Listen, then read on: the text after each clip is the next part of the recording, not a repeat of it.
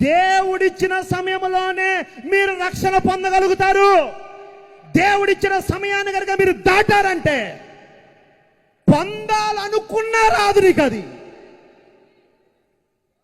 అందుకే అన్న కోపం వచ్చి పిచ్చి పిచ్చి వేషాలు ఎత్తున్నారా అని. మీ పైన కోపం కాదు, బాధ, బాధ్యత, భారం.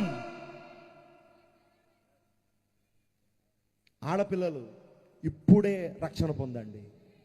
యవన పిల్లలు, మగ పిల్లలు ఇప్పుడే రక్షణ పొందండి. ఇదిగో ఆయన పిలుస్తున్నాడు, బూదిగంతముల నివాసులారా నా వైపు చూసి రక్షణ పొందండి. ఇప్పుడే యేసు వైపు చూడండి, మీకు రక్షణ దొరుకుతుంది.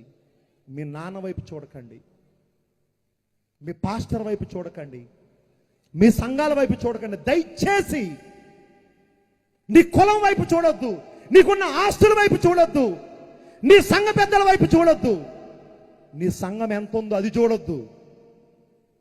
వాళ్ళెవ్వరు నిన్ను కాపాడలేరుగా, వాళ్ళెవ్వరు నిన్ను రక్షించలేరు కదా. త్వరలో ఈ ప్రపంచమును దేవుడు అగ్నితో శుద్ధి చేయబోతున్నాడు. మీరు అలాగే చెప్తారు, పాస్టర్ గారు మాది చెప్పక తప్పదయ్యా, మేము చెప్పాలి. మారతావా మారవా అది నీ ఇష్టం.